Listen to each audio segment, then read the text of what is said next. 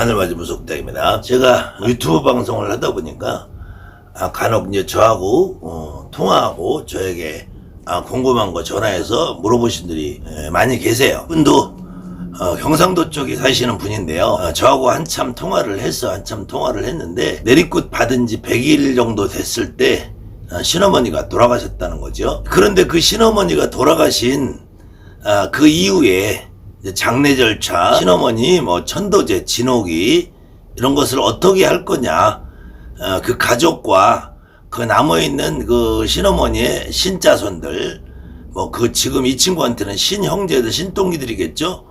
그분들하고 이제 좀 마찰이 있었나 봐요. 그래 어떻게 해야 되느냐를 가지고 궁금해 하는데, 오늘 이야기는 사실은 상문에 대한 얘기가 아니라 지금 대한민국 선생님들에게 만연하게 퍼져 있는 공포심이라는 얘기예요. 공포심. 무조건 제자들에게 아니면 주변에 있는 동료들에게 어느 사람에게든 선생님이 됐든 동료가 됐든 어느 분이든 무조건 주변에 있는 사람한테 공포심을 주는 것이 가장 많은 현상인 것 같아요. 그래서 그 중에서 이제 또 이 공포심의 대상이 되는 것이 특히 상문인데, 우리 무당들이 많이 겪는 거예요. 저도 이제는 나이가 먹어가니까 제 주변에서 이렇게 자주 돌아가신 분들이 생기고 있는데요. 특히 이제 더 심한 경우는 이제 가족의 상문이 있어요. 가족의 상문. 가족이 누군가가 부모 형제 중에 누군가 돌아가신 일이 생겨요. 뭐 이런 것들이 어느 경우에는 부모 형제들이 저절로 이제 나이가 차서 연세가 많으셔서 저절로 돌아가실 때가 되셔서 자연사 하시는 경우도 있고요. 자연사 하시는 분들이 계시고요. 그렇지 않으면은 이 부모 형제 중에서도 내가 내리꽃을 받았는데 급작스러운 사고로 돌아가시는 경우들이 있어요. 사고. 아니면 또 갑자기 어떤 질병이 느닷없이 없는 질병이 발병이 돼서 돌아가시는 경우들이 분명히 있어요. 그럴 때 과연 내가 이 무당까지 됐는데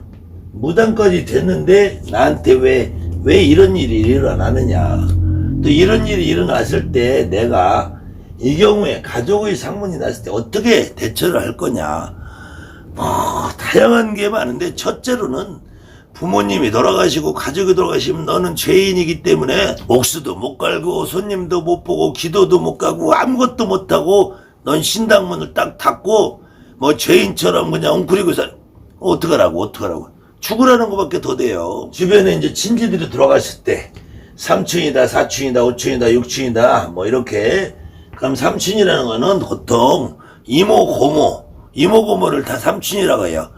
작은아버지, 큰아버지, 외삼촌, 친삼촌 이런 분들을 다 삼촌이라 해요. 사촌이라는 거는 이모 고모, 작은아버지, 큰아버지, 외삼촌들의 자손들을 친사촌, 이종사촌, 외사촌 뭐 이렇게들 얘기를 해요. 오촌이라는 건 아버지의 사촌 형제들, 아버지의 이종사촌이든 고종사촌이든 아버지의 사촌 형제 자매들을 이름하여 오촌이라고 해요. 오촌 당숙, 오촌 아재, 오촌 아지매 뭐 이렇게들 얘기하죠. 육촌이라는 것은 이 오촌 아재, 당숙 이런 분들의 자제분들, 형제분들을 육촌이라고 하는데, 이런 경우에도 추상집에 가면 되니 안 되니, 뭐 거기서 뭐 부조를 해도 되니 안 되니 뭐 별 개소리다. 근데 무조건 거기에서는 여러분에게 말하는 게 안 된대. 무조건 안 된대. 또 만약에 뭘 하면은 뭐 잘못된대.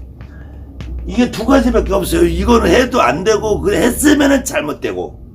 그 다음에 이제 동료들이 돌아가신 경우 있어요. 동료들이 무당 스스로 선배, 후배, 아니면은 내가 무당으로 되기 이전 바로 직전에 어떤 내가 관계를 갖던 동료들, 이웃 사람들이 돌아가신 경우 있어요. 근데 이 친구 같은 경우는 지금 신엄마가 당장 돌아가시는 거잖아요. 어떤 경우는 신동기들이 죽는 경우도 있고, 이런 경우에도 뭐 장례식에, 초상집에, 뭐 진옥이에, 천도제에 뭐 참석을 하면 되네 안 되네, 정말 말들이 많아요. 말들이 많은데 여기서 되냐 안 되냐도 문제지만 무엇을 했을 때 잘못된다, 무엇을 안 했을 때 잘못된다. 이 두 가지예요, 두 가지. 이게 왜 무당 여러분들, 선생님 여러분들은 무조건 하면 된다, 안 된다, 하면 무조건 잘못된다. 아니, 어떤 쪽에서는 하면 된다, 하면 안 된다, 해야 된다, 안 해야지, 안 하면 잘못된다. 어느 분은 하지 말아야지, 하면은 잘못된다. 이 전부 다 잘못된다, 잘못된다. 그래, 해야지 네가 좋다, 해야지 잘 된다가 아니라 안 해야지 잘 된다, 하지 않는 것이 낫다가 아니라 하면 잘못된다, 안 하면 잘못된다. 이 두 가지예요. 잘못된다밖에 없어. 잘 된다, 좋다라는 얘기 하는 선생은 단 하나도 못 봤어요. 이게 참 왜 이런지. 도대체 우리나라 지금 무속계 선생이라고 입을 털고 사는 사람들이 할 일이 그거밖에 없냐 이거예요. 어떻게든 여러분 주변에 있는 제자들한테 겁을 주고 공포심을 주고 그저 전전근긍 이건 이래서 안 되고 저건 저래서 안 되고 이건 이렇게 하면 안 되고 이건 이렇게 해야 되고 만약에 이걸 했을 때는 잘못되고 안 했을 때는 잘못되고 정말 어느 정도는 춤을 출 수 없는 상황이 벌어진단 말이에요. 그때 중요한 거는 상문이라는 거는 우리 사람이 살면서 어느 경우에도 생길 수 있는 거예요. 어느 경우에도 될 수 있는 거예요. 물론 그것이 과거에는 무당들이 내가 무당을 반드시 해야 될 사람이 안 하고 고집을 부리면 집에서 한 사람씩 인따리를 놓는 경우도 분명히 있었어요. 또 지금 현재도 여러분들이 무당인데 무당이란 삶을 거부하고 안 하고 버티면은 결국 나의 삶이 계속 어려운 상태로 몰아가는 그런 느낌을 받으실 거예요. 결국은 내가 무당이라는 걸 선택을 하는 과정에서 내가 한 달 먼저 하느냐, 1년 빨리 하느냐, 10년 늦게 하느냐, 그 차이에 따라서 나의 삶이 어떻게 바뀌느냐인데, 더군다나 신엄마라는 사람이 자연사일 수는 있어요. 자연사할 수 있다라는 거는, 자연사에서 이 친구 같은 경우 자연사를 했다는 것은 자연사 할 정도 됐으면 신딸 내리지 바로 해야지. 정신 나간 신엄마잖아요. 그 다음에 자연사가 아니라 이렇게 급작스러운 사고나 질병을 발생해서 죽을 정도 신엄마라면은 자기 사고도 하나 지가 못하는 그런 사람이 어떻게 신딸을 내냐고. 그랬으면 당연히 이 신딸이 된 사람은 이 신엄마에 대한 원망이 있을 거 아니에요. 이 원망이 있는데 그 진옥이고 나발이고 거기 참석하고 싶겠냐고. 더군다나 말문이 잘 터져서 점을 잘 보고 내가 모든 것이 원활하고 편안한 상태가 돼 있으면은 이 신엄마가 아니라 누구라고 해도 여기 참석하고 진옥이 하고 뭐하고 한다 그래도 내 돈을 들여서 내가라도 해주고 싶겠죠. 더군다나 거기에 있는 이 신동기라는 사람들하고 뭐 절차가 어떻네, 뭐 비용이 어떻네, 또 과족이 어떻네.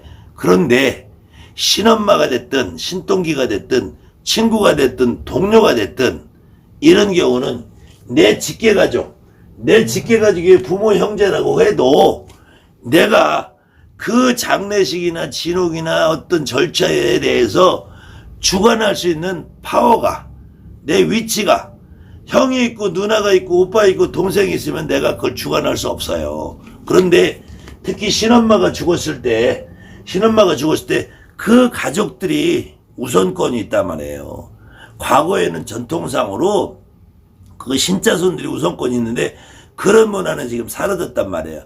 가족들이 우선권이 있는 거기에 내가 왈가왈부 할 수 없단 말이에요. 그 다음에는 더군다나 신동기들, 신오빠, 신언니들이 있다면은 그 사람들이 우선권이 있고 내가 거기에 어떤 발언권이 없으면은 나로서는 그 진옥이 천도제에 참석하고 싶은 마음이 없을 수도 있어요. 근데 주변에서 너는 오면은 안 되는데 와서는 뭐 큰일 나네. 안 오면은 네가 잘못되네. 왜?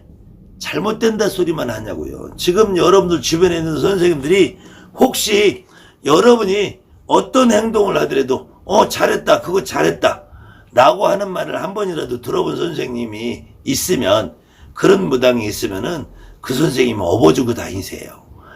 여러분이 잘했든 못했든 무조건 그건 안 돼, 잘못돼, 너는 그러면 큰일 나, 이거밖에 할 줄 아는 모르는 선생님도 여러분 주변에 있단 말이에요.